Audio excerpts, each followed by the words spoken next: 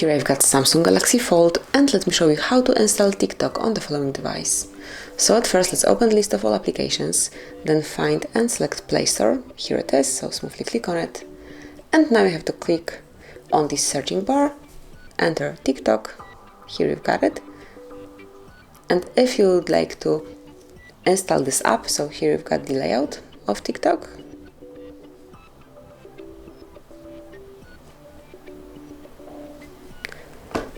Just click on install.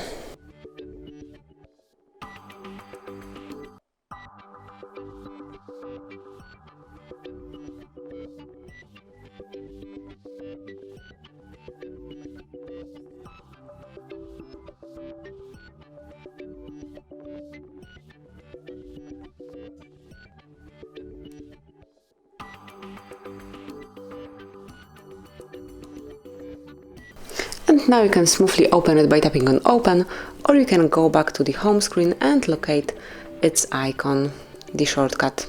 So here it is, just click on it. And now you can create your TikTok account. So at first just choose your gender and then go with all these steps here. So this is it, that would be all. Thank you for watching, please subscribe our channel and leave the thumbs up.